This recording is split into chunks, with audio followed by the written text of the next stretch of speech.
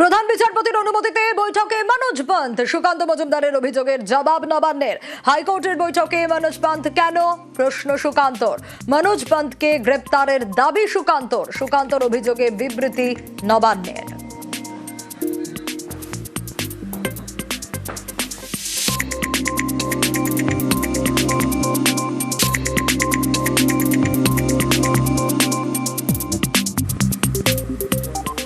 জটিল থেকে জটিলতর অবস্থা পার হয়ে এখন জটিলতম অবস্থায় এসআইআর প্রক্রিয়া। সুপ্রিম কোর্টের বিশেষ শুনানির পরেও কোথায় কোথায় সমস্যা, কি হতে পারে, দেখুন নিউজ 18 বাংলার রিপোর্ট।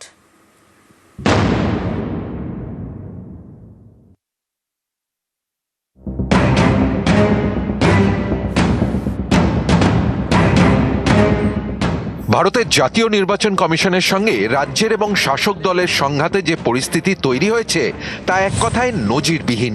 সুপ্রিম কোর্টের হস্তক্ষেপের পরেও যেখানে যেখানে সমস্যা রয়েছে তা অনেকটাই এরকম।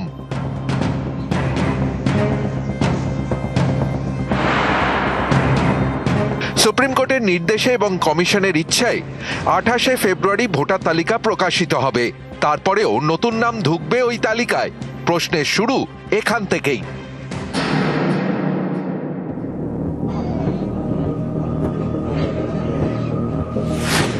আইন অনুসারে মনোনয়ন জমা দেওয়ার দিনই চূড়ান্ত ভোটার তালিকা প্রকাশ করে ফেলতে হবে।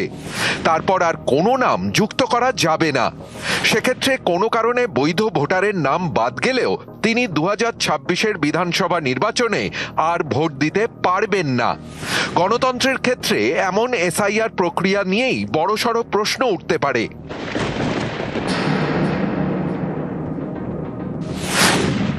ইতিমধ্যে যাদের নাম বাদ গিয়েছে তাদের ক্ষেত্রে কি হবে? অর্থাৎ বিচারকদের দায়িত্ব দেওয়ার আগে লজিক্যাল ডিসক্রিপেন্সিতে যে প্রায় 10 লক্ষ নাম বাদ গিয়েছে তাদের কাগজপত্র কি আবার পরীক্ষা হবে? সেই প্রশ্নের উত্তর মিলছে না। সেক্ষেত্রে নাম বাদ যাওয়া কেউ বঞ্চনার অভিযোগে আদালতের দ্বারস্থ হলে কি পুরো প্রক্রিয়া বন্ধ হয়ে যাবে?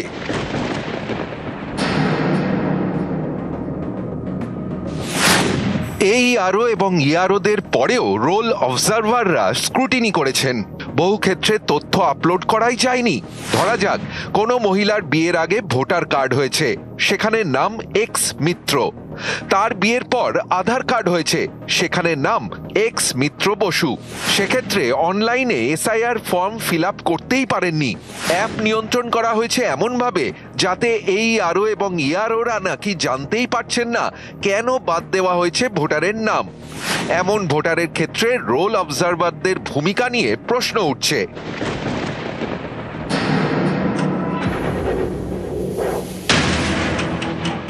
সুপ্রিম কোর্টে দেওয়া তথ্য অনুসারে ভোটের আগে কোনোভাবেই এ রাজ্যে সব স্ক্রুটিনি করা সম্ভব নয়। সেই কারণে ঝাড়খণ্ড এবং ওড়িশার বিচারকদের এই কাজে নিয়োগ করা হোক। সেক্ষেত্রেও ভাষা এবং সংস্কৃতিগত সমস্যার বিষয়টি আদালতে তোলা হয়েছিল, কিন্তু পরিস্থিতির সাপেক্ষে সেই আপত্তিতে গুরুত্ব দেওয়া হয়নি। এবার সেই বিচারকদের কোনো ভুল হলে তার দায় কে নেবে? আপাতত সেই প্রশ্নের উত্তর নেই। সংবিধান স্বীকৃত ক্ষমতায় বলীয়ান দেশের নির্বাচন কমিশনের কাজে এবার সরাসরি হস্তক্ষেপ করল দেশের সর্বোচ্চ আদালত। শুধু তাই নয়, এতদিন কমিশনের তরফে যে কাজের জন্য নিয়মিত সাসপেন্ড, বরখাস্ত, জেলে পাঠানোর হুঁশিয়ারি দেওয়া হচ্ছিল তা এবার ভোতা। বিচারকদের বিরুদ্ধে কোনো ব্যবস্থাই নিতে পারবে না কমিশন। নিউজ 18 বাংলা।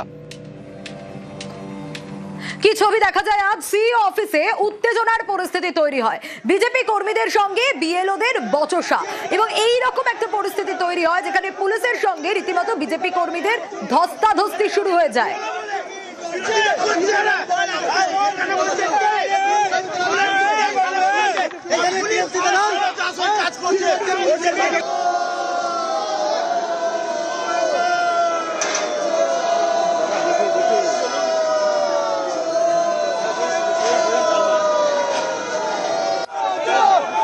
যে ছবি আপনাদের দেখাচ্ছি সিইও অফিসের সামনের ছবি, সেখানে রীতিমতো উত্তেজনার পরিস্থিতি তৈরি হয়।